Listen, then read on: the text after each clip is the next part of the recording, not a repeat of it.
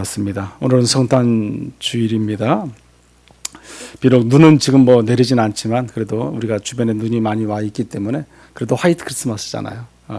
눈이 녹지 않고 그래서 화이트 크리스마스인 것 같아요.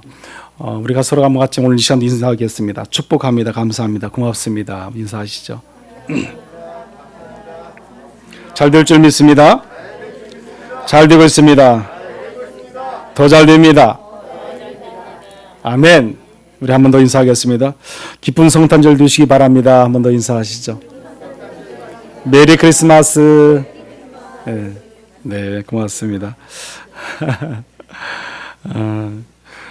오늘 아까 예배 시작하면서 성탄과 촛불 대림절 기간 4주간 동안 영상이 있고 영상이 더 이상 없어서 4주간만 대림절만 하다가 오늘 또 성탄주일도 촛불 켜자 밝혀 이제 물론 밝히고 하자 그래서 멘트를 만들어 놓고 그걸 해야 되는데 그걸 빠뜨렸어요 제가. 안 하다가 또 하려니까 또 빠뜨리네 보니까 열심히 실컷 멘트를 만들어 놓고도 죄송합니다. 그래서 오늘 빠뜨리고 말았습니다. 우리가 이렇게 주님의 벌을 밝히는 거 얼마나 감사한지 모릅니다. 우리 오실 메시아를 저희들이 기다렸고 또 오신 메시아를 통해서 우리가 성탄 주일을 통해서 하나님께 예배드리니 얼마나 감사합니까? 여러분의 가정과 삶의 자리, 특별히 직장과 사업장까지도 하나님의 크신 은총이 있기를 간절히 축원합니다. 2022년 성탄절을 맞이해서 우리가 더욱더 하나님을 찬양드리는 거 얼마나 감사한지 모릅니다. 늘 우리 입술이 이와 같이 주의 성호를 찬양드리고 살아가는 것이 은혜인 줄 믿습니다. 우리가 성탄주일 그러면은 정말 오신 메시아를 통해서 우리가 영광 돌려지는 그런 시간입니다. 우리가 오늘 이 드려지는 예배 또한 하나님께 온전히 올려드리는 그래서 정말 영광이 넘치는 그런 축복의 시간이 될 줄 믿습니다. 오늘은 우리 주 예수 그리스도께서 태어나신 성탄의 날이에요. 이 성탄의 날은 우리는 오직 다른 것은 다 필요 없어요. 다른 거 필요 없고 오직 하나만 필요합니다. 오직 예수 그리스도. 예수 그리스도만이 있으면 돼요. 그러지 않습니까?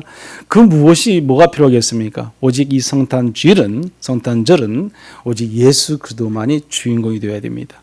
우리의 모든 것 중에 딱 한 분 예수 그리스도 그분을 통해서 오늘 또 드려지는 예배가 힘이 있고 능이 있게 될 줄 믿습니다. 하나님 우리를 있는 모습 그대로 우리에게 준비하기를 원하십니다. 내가 가진 거, 내가 누리는 거, 내가 생각하는 것 모든 것들이 오직 하나님께서 있는 그 자체를 가지고 우리에게 준비하기를 원하세요. 그래서 100% 온전히 하나님은 하나님께 온전히 예배드리기를 원하시는 분이 하나님이십니다. 또 온전히 순종하기를 원하시는 분이 하나님이세요. 그리하면 그 뒤에는 반드시 우리에게 뭘 주시냐면 행복을 주세요. 이 성탄 예배를 통해서도 온전히 드려진 예배 가운데 우리에게는 하나님께서 행복을 주실 줄 믿습니다. 늘 행복을 통해서 우리가 더 하나님을 찬양 드려지고 영광 들려지고 살아가는 여러분들 되시기 바랍니다.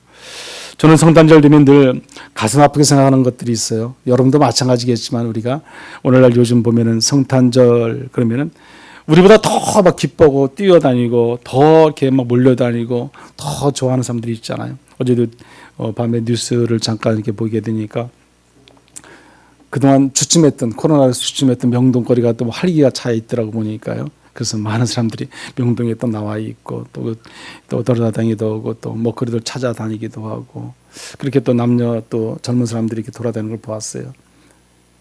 물론 그곳에 그 사람들이 다 세상 사람들이라고 말할 수는 없지만 하나님을 믿지 않는 사람들이 더 이 크리스마스 성탄 이브가 되면 더 그냥 자기들의 그 시간을 갖게 됩니다. 환락을 통해서 또 그들이 추구하는 것들이 무엇인지 잘 모르겠지만 어쨌든 하나님이 기뻐하지 않을 일들을 많이 그들은 하게 되는 거죠. 밤새도록 그들은 또 술과 같이 친해질 수 있는 것이고 그들의 쾌락적인 것을 찾아갈 수 있는 것이고요. 그러나 하나님께서는 그걸 원치 않으시는 거지 않습니까? 우리 하나님이 기뻐하실 것은 온전한 거룩한 예배의 자리, 하나님께 영광 돌릴 수 있는 그런 시간이 우리에게는 필요하다는 겁니다. 우리 하나님께 드려지는 그런 시간, 우리가 아름다운 시간이 될 수 있도록 늘 우리가 준비되어지고 또 최선을 다할 줄 믿습니다. 성탄의 주인공은요 오직 예수만이 되되 예수 위에는 그 무엇도 성탄의 주인공이 되어서는 안 된다는 겁니다. 성탄절에 오직 예수만이 계시게 됩니다.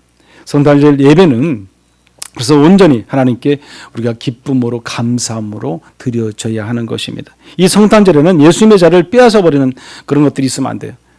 설상가상 그 성모 마리아가 그 아기를 낳았다 그래서 그 성모 마리아가 또 주인공이 돼서도 안 되는 거죠. 뿐만 아니라 산타가 주인공 돼서도 안 되잖아요. 우리가 수없이 요새 보면은 이런 뭐 많은 광고라든지 여러 가지 일들 속에 보면 산타크로스가 얼마나 많이 등장합니까? 그림으로, 사진으로, 영상으로 수없이 많은 어린이들을 동심을 이렇게 사로잡잖아요. 그래서 성탄절은 오직 산타크로스가 선물 주고 산타크로스가 기적을 일으키는 걸로 알고 있어요. 다 사라져야 되는 것들이죠. 우리가 예수를 믿는 믿음의 성도들의 삶의 자리 가정에는 산타크로스가 있으면 안 되죠. 오늘날 교회도 마찬가지예요. 그림자조차도 산타크로스가 있어서는 안 되는 거죠. 사라져야 되는 거죠. 왜 그것들을 통해서 찾고 그것들을 또 더 바라보고 우리가 집중하다 보면 어린아이들의 마음속에는 누가 자리 잡아요? 예수가 아닌 산타크로스가 자리 잡게 되는 거죠. 그렇지 않습니까? 예수가 그 안에 있어야 되는데 예수가 없게 되고 그 안에 빈 공간에 누가 있어요? 산타크로스가 자리 잡게 돼요. 산타크로스가 선물을 주고 그가 기적을 일으켜 세워주고 자기들의 병을 낫게 해주고 자기들의 모든 것을 채워준다고 생각하기 때문에 그렇습니다. 그래서 우리는 그런 모든 자리는 다 우리는 버려야 할 자리입니다. 오직 우리는 예수만 있습니다. 예수. 오늘은 예수님이 주인공인 줄 믿습니다. 우리가 읽은 오늘 본문의 말씀 잠깐 봅니다. 2000년 전 성탄이 이루어진 역사의 현장이 오늘 본문의 말씀 누가복음 2장 1절 7절의 말씀에 자세히 기록하고 있어요. 마태복음 1장에도 자세히 또 기록하고 있게 되는데 이스라엘의 작은 마을 베들레헴 어느 마국간 바로 그곳에 누가 탄생했어요? 아기 예수께서 탄생하십니다.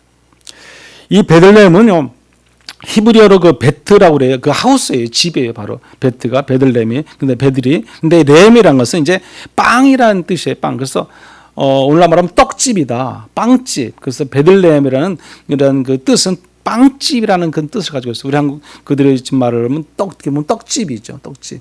베들레헴이라는 뜻이 그렇게 되어 있습니다.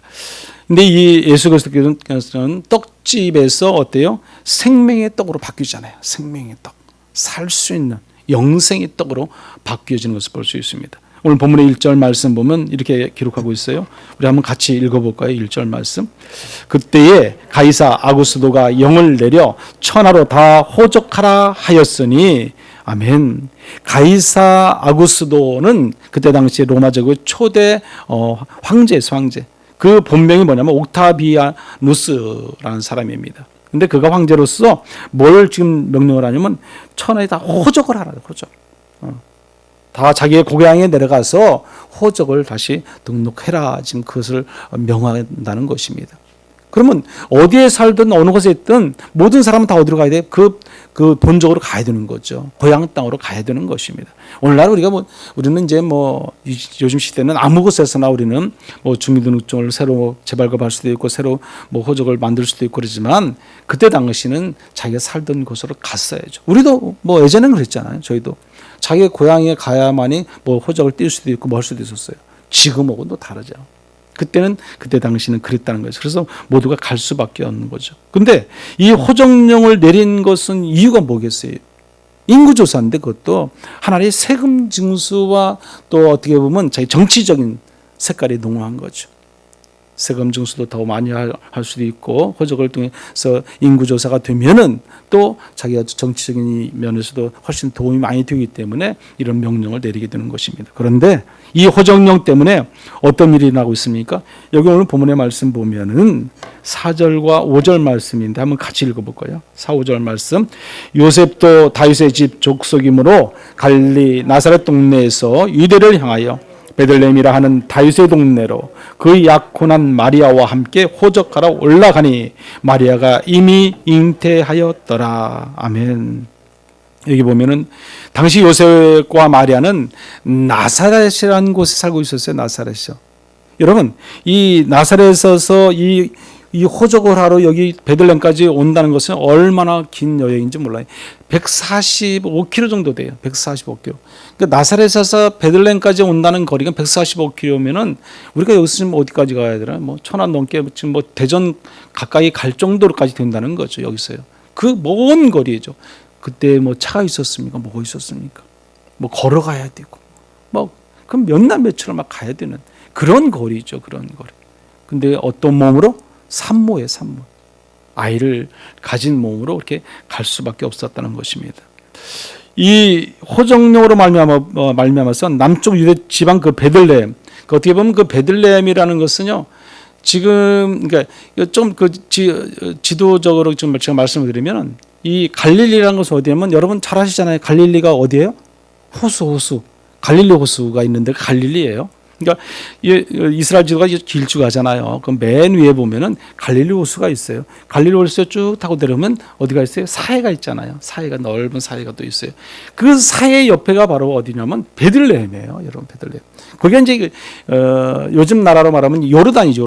요르단이 바로 그 사해와 경계해서 이스라엘과 경계로 되어 있는데 요르단 이쪽이 요르단, 여긴 사해. 그 사해 옆에가 바로 그러니까 그 베들레헴인 거죠. 그러니까 저 위에 갈릴리에서 밑에 사해까지 쭉 내려와야 되는 거죠. 그래서 여기 성경에도 보면은 이렇게 써 있잖아요. 4절 보세요. 4절 보면은 요셉도 다윗의 집 족속이므로 갈릴리 나사렛 동네에서 유대를 향하여 베들레헴. 자, 유대를 향하여 베들레헴을 했다. 이게 무슨 말씀이냐면 이 북이스라엘이 갈릴리 쪽이란 말이죠. 그러니까 남유다와 북이스라엘로 나눠졌잖아요. 이스라엘이라는 나라가. 나눠져서 있었는데 남유다가 어디예요? 지금 그 아까 말하는 베들레헴, 지금 그 베들레헴 주변이 그 유다 쪽, 유대. 그래서 여기 보면 이제 말씀하는 것이 유대라고 표현하는 겁니다. 유대, 남유다, 유대. 그리고 그 위에가 어디에? 북이스라엘 쪽, 이스라엘이라는 나라들이 다 그쪽에 이제 자리를 잡고 있는 것을 볼 수 있습니다. 그래서 이 거리가 꽤 멀다 생각하면 돼요. 그 거리를 온다는 것이 쉽지가 않았을 것이다. 저는 그렇게 생각을 합니다. 근데 오늘 본문에서 5절에서 보면 뭐라고 말씀하냐면 이렇게 말합니다. 그 약혼한 마리아와 그랬어요. 약혼한 마리아. 그 약혼했다 그렇게 말씀하거든요. 마태복음 1장 18절의 말씀 보면 이렇게 기록하고 있습니다. 예수 그리스도의 나심은 그랬어요. 이러하니라 그의 어머니 마리아가 요셉과 약혼하고 동거하기 전에 성령으로 잉태된 것이 나타났더니 그랬습니다. 자, 동거하기 전에 그랬어요. 뭘로 성령으로 잉태됐다는 거죠. 성령으로.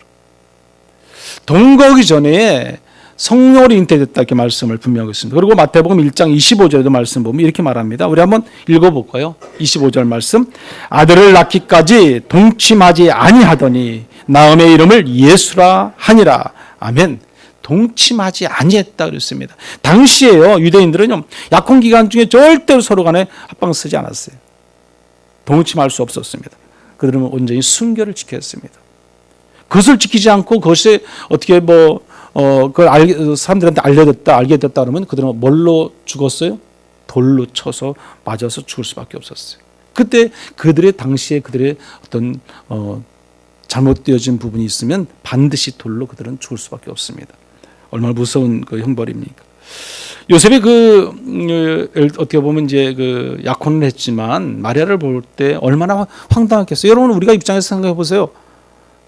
순결을 지키고 동침도 안 했는데 어떻게 임신을 했다 생각해 보세요. 이해가 안 가요. 근데 하나님께서 우리가 천사를 통해서 요셉의 꿈에 나타나서 그 이유에 대해서 쭉 말씀을 해줍니다. 이렇게 해서 이렇게 됐다. 마태복음 1장 20절에 이하에 보면 이게 그 말씀들이 잘 나와 있는데 이 일을 생각할 때 주의 사자가 현몽하여 이르되 그랬어요. 다윗의 자손 요셉아 내 아내 마리아 데려오기를 무서워하지 말라. 그에게 잉태된 자는 성령으로 된 것이라. 성령으로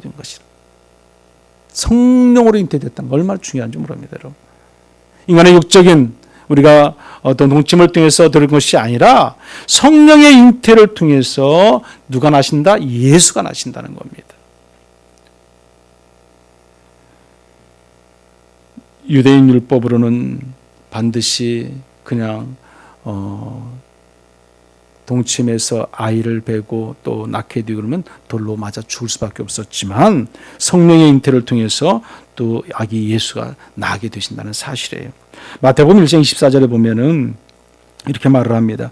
요셉이 잠에서 깨어 일어나 그랬어요. 주의 사자의 분부대로 행하여 그의 아내를 데려왔으나 그랬습니다.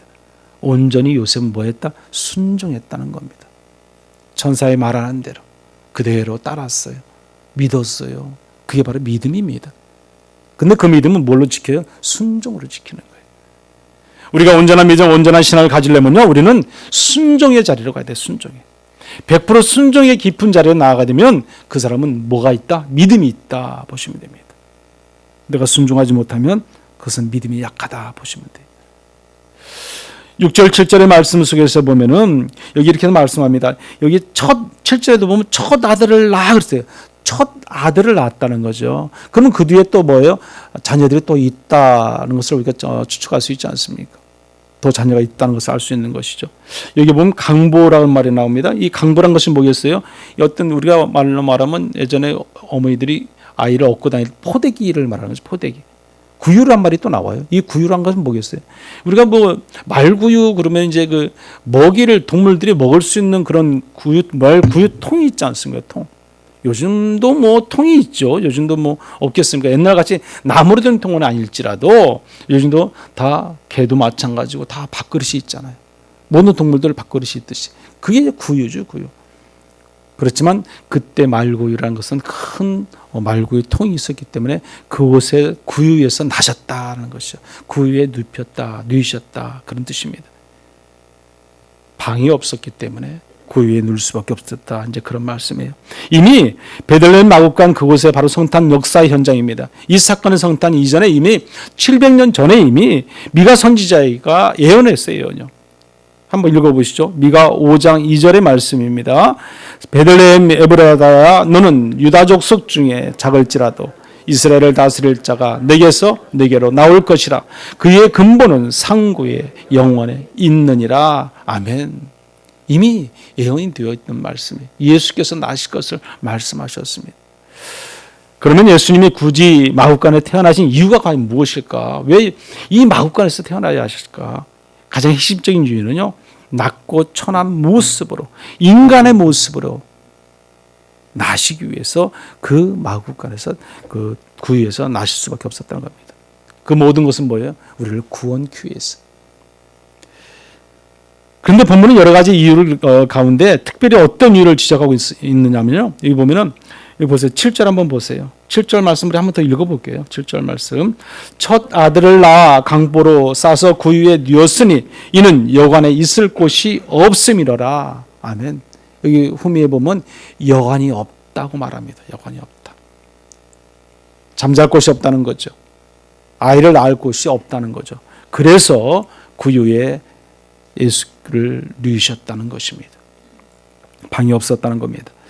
요셉이 만삭의 마리아를 데리고 다니면서 방을 구하는데 여러 곳에 다녔을 거 아니야. 이 집 저 집 얼마나 다녔겠습니까? 가는 곳마다 방이 없어요. 빈 방이 없다고 말하는 겁니다. 어느 곳도 들어갈 수가 없었어요. 그 추위에 그곳에 쉴 만한 공간이 없었다는 것입니다. 겉으로 보면 분명히 빈 방이 없었을 거예요. 하지만 우리가 잘 생각해 보면 진짜 이유는 그게 아니라는 것입니다. 우리가 보면은 사실은 여관 주인이나 주변 사람들의 마음속에 그 마음에 빈 공간, 빈 방이 없었기 때문인 거죠. 우리의 마음에 빈 공간이 없는 거죠. 그것이 뭐예요? 빈 방이 없었다는 것입니다. 내 마음에 그 어떤 빈 방이 없으면요, 모든 것이 없는 거예요. 보면 여러분 마음에 있잖아요. 내가 뭐 생각하는 것, 여러분들이 뭐 원하는 것, 모든 것들 내가 마음에 없으면 아무것도 없는 거예요. 그렇지 않습니까? 우선 먼저 우리의 삶이 마음에서 먼저 우러나야 되고 내 마음에서 다가가야 되고 내 마음에서 뭔가를 이루어가야지 또 다른 우리 몸과 마음을 통해서 또 여러 가지 많은 손길을 통해서 우리가 이루어지게 되는 겁니다. 그런데 내 마음이 없다? 그럼 아무것도 없는 거죠. 우리가 예수를 믿는 것도 마찬가지입니다. 우리 마음이 먼저 예수 앞에 나와야 되는 거죠. 엎드려야죠. 그 가운데 예수가 우리 가운데 있는 겁니다. 여기저기 마음껏 아무리 다녀도 여관은 찾을 수 없었고 결국 가서 누울 수 있는 곳은 마국간밖에 없었다는 것입니다. 그 불쌍한 여인과 태중의 아이를 위해서 방을 마련해 줄 수 있는 마음의 여유가 아무것도 없었다는 것입니다. 그렇습니다. 첫째는 왜 빈방이 없었기 때문이에요. 그러면 그들에게 왜 마음속에 빈방이 없었을까? 제가 한 두 가지를 말씀드리면 이것입니다. 첫째는 욕심이에요. 욕심. 인간의 끝없는 욕심이 있기 때문에 마음에 빈 공간이 없다는 것입니다. 그들의 마음속에는 오직 욕심이 가득했어요. 사람의 마음속에 욕심이 가득 차 있으면요, 마음의 눈이 어두워질 수밖에 없습니다. 이것이 올바른 것인지 이것이 잘못된 것인지 그런 것인지 구분이 안 돼요. 분별이 안 된다는 겁니다. 우리나라에도 보면 어쩌면 빈방을 더 확보하고 그들은 아마 있을 수 있는 거죠. 우리가 성숙이란 것이 있잖아요. 성숙이 어쩌고 보면은 상황에서 그때 당시에 그 유대 민족에는 그때가 성숙이죠. 그렇지 않습니까? 모든 사람이 고향으로 온다. 어떤 명절에 오듯이 찾아온다 생각해 보세요. 방이 필요하지 않습니까? 그런 거죠. 그러면 방을 잡아놓고 있다가 어때요? 또 더 2배, 3배, 4배 받고 그 방을 또 대여할 수 있는 것이죠. 우리가 여름철에 보면 바닷가나 이건 주변 가보세요. 또 뭐 내일 모레면 이제 1월 1일 때 되면 또 해돋이하러 뭐 정동진에 간다든지 뭐 그런 쪽에 갔을 때 보면은 그들의 주변에는요 방이 없어요. 방이 있어도 2배, 3배 방값을 받습니다. 막 그런 거지 않습니까? 이것이 무엇이다? 욕심이라는 거죠. 인간의 끝없는 욕심이 그 마음에 빈 방이 없게 된다는 것입니다. 또 하나는 뭐냐면요. 그들은 향락에 빠져 마음속에 빈 방이 없었다는 겁니다. 당시 그 베들레헴에 몰려들었던 많은 사람들, 가족들, 친지들 다 몰렸을 거 아니에요. 그들이 몰려서 뭐 하겠어요? 우리가 구정 때는 명절 때 모여 있으면 뭐 하겠습니까? 하나님을 믿는 사람들은 예배하고 하나님께 경배드리고 영광 돌리지만은 세상에 많은 사람들은 그렇지 않잖아요. 향락에 빠져 있잖아요. 즐거워하잖아요. 기뻐하잖아요. 어떤 방법으로 해요? 세상적인 방법으로. 향락에 빠져 있습니다. 아무리 요셉과 마리아가 빈 방이 있습니까? 울부짖어도 소리쳐도 그들 소리에는 그 소리가 들리지 않는 거예요. 마음에 빈 방이 없기 때문에 그렇습니다. 옛날 소돔성이 멸망당하실 그때도 마찬가지예요. 향락에 젖어 있을 때 그들은요, 그들의 귀에는 아무리 외치고 아무리 뭐라고 해도 들리지 않습니다.